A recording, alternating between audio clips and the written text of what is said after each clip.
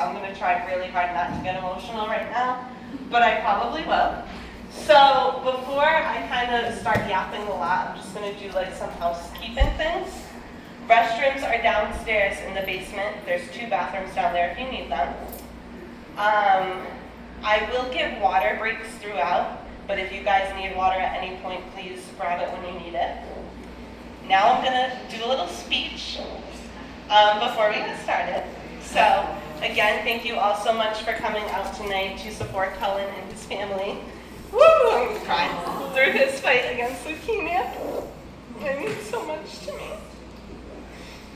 Woo! I want to start out by telling a bit of backstory on how I met Cullen's mom, Katelyn. And then I'm going to open up the floor to her to say a few words as well. But I started teaching back in February, and Katelyn was someone who showed interest in my classes right away. And she started coming from day one. She was a huge supporter in what I was doing. And back in March, she received the diagnosis of Cullen. And she let me know what was going on. And as soon as I heard, I wanted to do something for her. Come on up.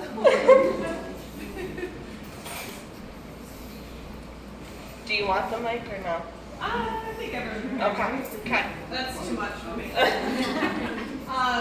Yeah, so I was actually going to say something similar. You know, I'd only gone to a couple classes, maybe 3 or 4, and I didn't want Katelyn to think anything bad happened to me. Just stopped showing up, so I let her know what was going on. And immediately she wanted to do a fundraiser, which I just thought it really warmed my heart. I mean, we barely knew each other, so I just want to say thank you for everything. I wanted to talk a little bit about like how Cullen got to this point in the story. I can go back 3 weeks to before he got diagnosed. He had flu-like symptoms and then severe stomach cramps, constipation, and then started to get arm pain. And that shoulder pain progressed over 3 days until he couldn't even put a shirt on anymore. So we knew something was very wrong. Took him to see his pediatrician, who ordered x-rays. And then that next day, he spiked a fever. We went right to Mass General. Once they looked at his blood, they saw something called blast cells, which are abnormal cells in his blood. And he was diagnosed the next day and started treatment right away. So they put a port into his chest where he gets all of his chemo and medicine. And yeah, that was March 12th or 13th. And so he is very much in the thick of it. We are in the thick of it. I have my mother-in-law and sister-in-law here who have been a huge support. I think the important thing for everyone to understand about leukemia is it's a long journey. So his treatment is 2 years at best. Anytime he gets sick or gets a cold, his treatment can be put on hold. And we've had that happen once already. So I really appreciate all the support and everything. Please, continue to keep us in your prayers. This community has been so amazing to us, more than we could have ever asked for. But we need your support now and, throughout his treatment. So thank you so much for coming. All the raffles and everything. Yeah. Thank you, Katelyn, for everything you've done. Of course. I think it's the name. Yeah. I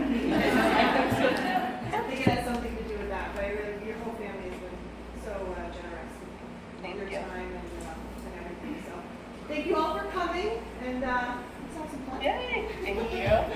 Thank you.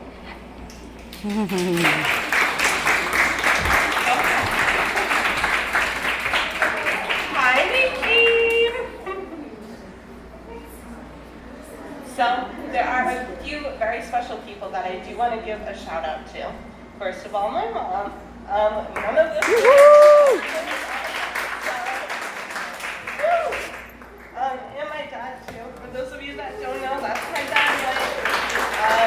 He'll be doing raffle stuff, helping with that. So if you guys have any questions about raffle tickets, donations, he's the guy to go see. My best friend Jada. She is one of my biggest supporters, and she helped bring all that lovely food from Chili's for us today. So thank you to her. Shout out to Ashlyn in the corner. She works here for Grange. She's here every Wednesday night with us. She's been so helpful, so I appreciate you so much. And lastly, Anne-Marie. Thank you so much for joining us.